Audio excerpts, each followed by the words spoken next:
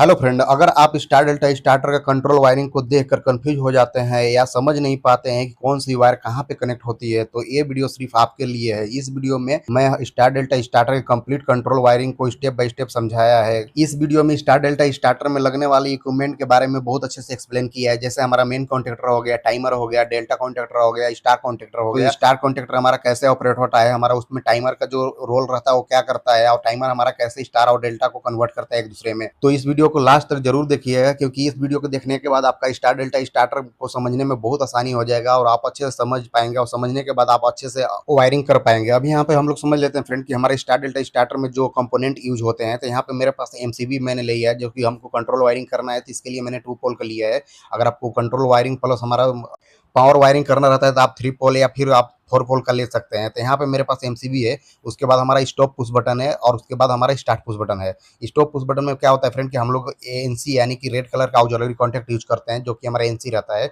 और start push button में हम लोग एएनओ यूज करते हैं, जो कि नॉर्मली ओपन रहता है और ग्रीन कलर का रहता है। तो यहाँ पे हमारे पास स्टार्ट पुश बटन हो गया और स्टॉप पुश बटन हो गया। उसके बाद आप यहाँ पे देखेंगे तो हमारे पास मेन कॉन्टैक्टर है, मेन कॉन्टैक्टर, और हमारे पास टाइमर है। टाइमर के साथ हमारा डेल्टा कॉन्टैक्टर रहेगा और स्टार्ट कॉन्टैक्टर रहेगा। तो यहाँ पे क्या होता है फ्रेंड कि जो हमारा कॉन्टैक्टर रहता है, कॉन्टैक्टर सेम रहता है, उसको हम लोग वायरिंग के टाइम हम लोग खुद से हम लोग डिसाइड करते हैं कि कौन सा हमारा स्टार रहने वाला है और कौन सा हमारा डेल्टा रहने वाला है और कौन सा हमारा मेन रहने वाला है।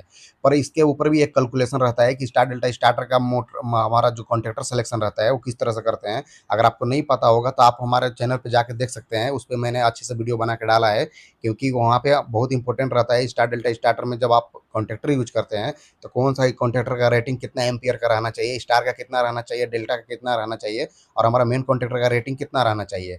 तो पहले हम लोग अपने टॉपिक पे आते हैं। तो यहाँ पे हमारा क्या होता है कि यहाँ पे जो हमारा मेन कॉन्टैक्टर है और उसके साथ हमारा डेल्टा कॉन्टैक्टर है और हमारा स्टार कॉन्टैक्टर है। यहाँ पे जो जनरली हम लोग यूज करते हैं, हमारा जो स्टार डेल्टा स्टार्टर में हमारा टाइमर यूज होता है, तो हमारा सेलेक्ट का इसी टाइप का टाइमर यूज होता है, जस्ट मॉडल हमारा थोड़ा डिफरेंट रहता है। तो यहाँ पे हमारे पास जो टाइमर है इसका मॉडल है हमारा 800 AM है। यानी कि यहाँ पे क्या होता है कि जैसे कि आप इमेज में देखेंगे तो यहाँ पे हमारा 2 रिले दिया रहता है, जैसे कि यहाँ पे दिख रहा होगा आपको डायग्राम में। तो यहाँ पे हमारा एक 15 नंबर का रिले है और एक 25 नंबर का रिले है। तो यहाँ पे मैंने यहाँ पे इस वीडियो में मैंने 25 नंबर का रिले नहीं यूज किया है, यहाँ पे हमें 15 नंबर का रिले यूज किया है। तो यहाँ पे 15 नंबर हमारा कॉमन हो जाता है, और यहाँ पे हमारा 16 नंबर जो है वो हमारा एनसी रहता है, और 18 नंबर हमारा एनओ रहता है। तो इसी के अकॉर्डिंग हमारा काम करेगा कि यानी कि टाइमर हमारा टाइमिंग जब पूरा करेगा, यानी कि टाइमर पूरा होने के बाद हमारा क्या होता है कि एनसी का एनओ हो जाता है और एनओ का एनसी हो जाता है। अगर आपको एनओ एनसी के बारे में भी नहीं पता होगा तो इसी चैनल पर अवेलेबल है, या फिर मैं डिस्क्रिप्शन में सब वीडियो का लिंक दे देंगे, आप वहाँ पे जाकर देख सकते हैं। तो यहाँ पे हमारा ये टाइमर है जो कि हमारा सेलेक्ट का 800 AM है। तो अभी हम लोग एक एक करके हम लोग वायरिंग को समझेंगे स्टेप बाय स्टेप। इससे पहले हम लोग इसके ऊपर जो कॉन्टैक्टर के ऊपर हमारा नंबर दिया रहता है, यानी कि जैसे कि आप यहाँ पे देख सकते हैं कि जैसे कि हमारा 13 नंबर है, 21 नंबर है, उसी के नीचे हमारा 14 नंबर है, फिर 22 नंबर है, A1 है, A2 है। अगर आपको पहले से पता होगा तो अच्छी बात है, अगर नहीं पता होगा तो मैं आपको बता दे रहा हूँ कि आप देख रहे होंगे कि हमारा जो कॉन्टैक्टर है वो सेम तीनों कॉन्टैक्टर है। बस हमारा मेन कॉन्टैक्टर में क्या है कि OLR लगा है, यानी कि ओवरलोड रिले। तो यहाँ पे जो हमारा मेन कॉन्टैक्टर है फ्रेंड, यहाँ पे क्या होता है कि जो हमारा L1 L2 L3 है ऊपर में देख रहे होंगे, और उसी के साथ हमारा नीचे में है हमारा L1 L2 L3। यानी कि ऊपर से हम लोग 3 पे सप्लाई लेते हैं और नीचे से हम लोग यहाँ पे OLR कनेक्ट करते हैं या फिर डायरेक्ट सप्लाई देते हैं, अगर आपको कुछ डिफरेंट टाइप का लोड चलाना हो, अगर मोटर नहीं चलाना हो तो।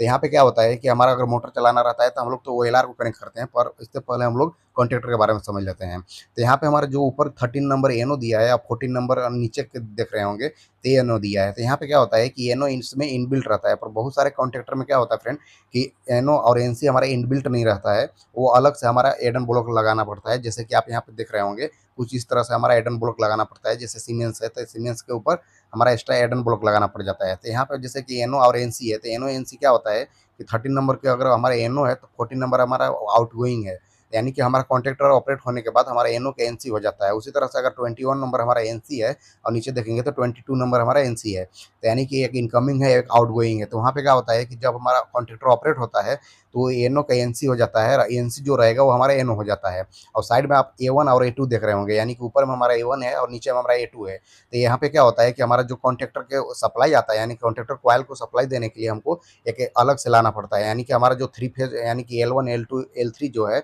वो तो हमारा स्विचिंग का काम करता है। यानी कि वो क्या होता है कि हमारा कॉन्ट्रैक्टर ऑपरेट होने के बाद वो हमको नीचे मिलना सप्लाई कंटिन्यू हो जाता है, पर हमारा जो उसको ऑपरेट करने के लिए हमको सप्लाई लगता है तो उसको वो सप्लाई जो लेकर आते हैं वो हम लोग A1 और A2 पे पे देते हैं, यानी कि A1 पे हमारा फेज रहता है और A2 पे हमारा न्यूट्रल रहता है। उसी के साथ आप OLR के देखेंगे तो OLR हमारा इसके नीचे कनेक्ट होता है, यानी कि OLR एक डिफरेंट पार्ट हो जाता है। ये हमारा OLR बेसिकली हमारा ओवरलोड डिले रहता है, यानी कि मोटर को प्रोटेक्शन प्रोवाइड करता है। तो यहाँ पे आप OLR के ऊपर भी देखेंगे तो 97, 98 नंबर रहता है, उसी तरह से 95 और 96 नंबर रहता है। तो यहाँ पे क्या होता है कि हमारा ये उसमें भी NONC रहता है, यानी ट्रिप होने के बाद हमारा OLR ऑपरेट हो जाता है, यानी कि वो ट्रिप होगा तो ट्रिप होने के बाद हमारा NC का NO हो जाता है और NO का NC हो जाता है। और यहाँ पे हमारा आप टाइमर, जैसे कि टाइमर का मैंने आपको पहले बताया था, अब हम लोग एक एक करके वायरिंग इसका देखेंगे फ्रेंड। तो यहाँ से क्या होता है कि हमारा MCB से आएगा और वो हमारा 95 नंबर जो कि हमारा OLR के NC है वहाँ पे कनेक्ट हो जाता है। तो यहाँ पे कनेक्ट हम लोग इसलिए करते हैं फ्रेंड, क्योंकि अगर यहाँ से हम लोग आगे का सप्लाई लेके जाते हैं तो अगर हमारा OLR मोटर ओवरलोड से ट्रिप हो जाता है, तो जैसे कि मैंने आपको पहले बताया कि जो हमारा NC है वो N हो जाता है, यानी कि पहले हमारा नॉर्मली क्लोज था, पर अब अगर ट्रिप हो गया, यानी कि ओवरलोड से ट्रिप हो गया, तो क्या होता है कि हमारा नॉर्मली ओपन हो जाता है। तो यहाँ पे हम लोग इसलिए पहले सबसे पहले कनेक्शन करते हैं कि जो कि हमारा NC से OLR के NC से हमारा आउट होता है। तो यहाँ पे हमारा इनकमिंग में आ गया जो कि 95 नंबर NC है OLR का वहाँ से, और उसके बाद वहाँ से आउट गोइंग होगा, यानी कि आउट होगा वायर 96 नंबर NC से, और वो हमारा सीधा जाएगा स्टॉप पुश बटन के इनकमिंग में। जैसे कि आप यहाँ पे देख सकते हैं, तो यहाँ पे हमारा स्टॉप पुश बटन की इनकमिंग जो रहता है, यानी कि रेड कलर का जो हमारा NC normally close auxiliary contact रहता है उसके इनकमिंग में, फिर वहाँ से हमारा आउट होता है और वो हमारा सीधा जाता है स्टार्ट पुश बटन के इनकमिंग में, यानी कि यहाँ पे हमारा NO ऑक्सिलरी कॉन्टैक्ट रहता है जो ग्रीन कलर का रहता है उसके अंदर। उसके बाद वहाँ से आउट होता है फ्रेंड हमारा स्टार्ट पुश बटन से, तो वो हमारा सीधा जाता है मेन कॉन्ट्रैक्टर के A1 पे, यानी कि जैसे कि मैंने आपको पहले बताया था कि A1 हमारा कॉन्ट्रैक्टर का सप्लाई कराता है। तो वहाँ से हमारा आउट होकर हमारा मेन कॉन्ट्रैक्टर के A1 पे चला जाता है। अब यहाँ पे क्या होता है फ्रेंड कि यहाँ पे अगर आप स्टार्ट पुश बटन दबाएंगे तो हमारा कॉन्ट्रैक्टर ऑपरेट तो होगा, पर क्या होगा कि स्टार्ट पुश बटन छोड़ने के बाद, यानी कि आप प्रेस करके रखें तब तक तो स्टार्ट रहेगा, पर अगर आप हटा देंगे तो ऑफ हो जाता है। तो इसके लिए हमको क्या करना पड़ता है कि हम लोग एक बार स्टार्ट दबाने के बाद, बटन छोड़ने के बाद भी हमारा कॉन्ट्रैक्टर ऑन रहना चाहिए। तो इसके लिए हम लोग होल्डिंग वायरिंग करते हैं। तो होल्डिंग के लिए क्या होता है कि यहाँ पे अगर आप जो A1 पे लेकर आए हैं सप्लाई, तो वहाँ से हमको एक छोटी सी वायर लूप मार के हमको क्या करना पड़ता है कि जो हमारा 13 नंबर NO है, यानी कि 13 नंबर जो कॉन्ट्रैक्टर के ऊपर NO लगा है, वहाँ पे हम लोग एक कनेक्ट करते हैं वायर को। अब वहाँ पे कनेक्ट करने के क्या होगा कि यहाँ से हम लोग एक जो कि हमारा 13 नंबर NO है, तो हमारा 14 नंबर जो NO आउट में निकला है, यानी कि आउट गोइंग है, तो वहाँ से एक वायर कनेक्ट करते हैं और वो हम लोग सीधा लेके जाते हैं जो कि हमारा स्टार्ट पुश बटन रहता है उसके इनकमिंग में। यहाँ पे आप स्टॉप पुश बटन के आउट गोइंग में भी दे सकते हैं, पर ज़्यादा स्टैंडर्ड माना जाता है कि आप स्टार्ट पुश बटन के इनकमिंग में ही कनेक्ट करें, ताकि आपको अच्छे से समझ में आए। अब यहाँ पे क्या होगा कि जैसे ही हम लोग स्टार्ट पुश बटन प्रेस करेंगे, तो प्रेस करने के बाद हमारा कॉन्ट्रैक्टर तो ऑन हो जाएगा, पर अगर छोड़ देंगे तो उस समय क्या होगा कि हमारा कॉन्ट्रैक्टर तो ऑन रहेगा, पर उसमें हमारा कॉन्ट्रैक्टर ऑपरेट होने की वजह से हमारा NO का NC हो जाएगा, और NC से हमारा कंटिन्यूअसली सप्लाई मिलता रहेगा किसको, हमारा स्टार्ट पुश बटन को, और यहाँ से ही हमको मिलेगा कॉन्ट्रैक्टर को, यानी कि ये ऑपरेट रहेगा। कब तक ऑपरेट रहेगा? जब तक कि हम लोग स्टॉप ना करें। तो स्टॉप करने के बाद हमारा ये कॉन्ट्रैक्टर स्टॉप हो जाता है। तो ये हमारा मेन कॉन्ट्रैक्टर का वायरिंग हो चुका है फ्रेंड। अब यहाँ पे क्या होगा कि ये आप एक तरह से मान सकते हैं कि हमारा ड्यूलो स्टार्टर का वायरिंग है। अब हम लोग यहाँ पे हम लोग टाइमर का वायरिंग करेंगे। तो टाइमर का वायरिंग करने के लिए क्या होगा फ्रेंड कि हम लोग स्टार्ट करेंगे तो हमारा मेन कॉन्ट्रैक्टर के साथ भी हमारा टाइमर ऑन होना चाहिए। तो टाइमर ऑन होने के लिए हमको क्या करना पड़ेगा कि जो हमारा A1 है, यानी कि A1 पे जो सप्लाई आया है वहीं से एक छोटी सी वायर लेंगे, और हमारा जो कि टाइमर का हमारा A1 और A2 है, यानी कि A1 पे हमारा सप्लाई आएगा। तो A1 पे आप यहाँ पे जैसे देख सकते हैं कि टाइमर के ऊपर A1 दिया है, तो हमारा कॉइल का सप्लाई है, यानी कि हमारा जो टाइमर का कॉइल रहता है उसको ऑपरेट होने के लिए वहाँ पे हम लोग A1 पे कनेक्ट करते हैं। तो यहाँ पे हमारा मेन कॉन्ट्रैक्टर जो A1 है वहीं से एक लूप मारेंगे वायर को, यानी कि लूपिंग करेंगे, और ये हम लोग लेके जाएंगे हमारा जो कि टाइमर के A1 है वहाँ पे। अब यहाँ पे हमारा टाइमर का तो सप्लाई आ गया, पर अब यहाँ पे हम लोग स्टार और डेल्टा का कनेक्शन करने के लिए हमको क्या चाहिए कि हमारा जो कॉमन है, यानी कि 15 नंबर का रिले यूज किया, जैसे कि मैंने आपको पहले बताया। तो 15 नंबर का रिले पे हम लोग एक सप्लाई लेकर आएंगे जो कि कॉमन रहेगा। तो यहीं पे हमारा जो A1 सप्लाई आया है उसको 15 नंबर कॉमन पे एक लूपिंग मार के सप्लाई कनेक्ट कर देंगे। अब यहाँ पे क्या होगा कि हमारा जब जैसे ही टाइमर ऑन होगा तो हमारा NO जो रहेगा वो NC हो जाएगा, और जो NC है वो हमारा NO हो जाएगा।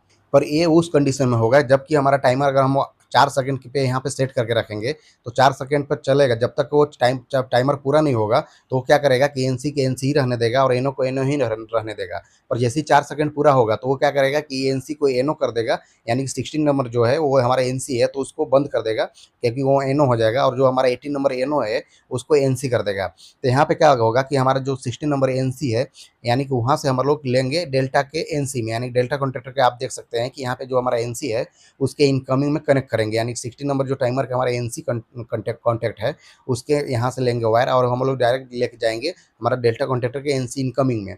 फिर उसके बाद वहाँ से हमारा आउट होगा 22 नंबर एनसी से, यानी कि 22 नंबर के एनसी से आउट होगा और वो हमारा जाएगा स्टार कॉन्ट्रैक्टर के ए1 पे। यानी कि जैसे कि मैंने आपको बताया कि हमारा सब कॉन्ट्रैक्टर के जो हमारा ए1 है वो उसका कॉन्ट्रैक्टर कॉइल का सप्लाई है, तो यहाँ से हमारा आउट होके और हमारा सीधा चला गया स्टार कॉन्ट्रैक्टर के ए1 पे, यानी कि हमारे स्टार कॉन्ट्रैक्टर का वायरिंग हो चुका है। अभी यहाँ पे क्या होता है फ्रेंड, कि यहाँ पे ध्यान देने वाली बात ये होता है कि जो हमारा स्टार डेल्टा का स्टार्टर का वायरिंग रहता है, तो सबसे इंपॉर्टेंट हमारा इंटरलॉकिंग रहता है।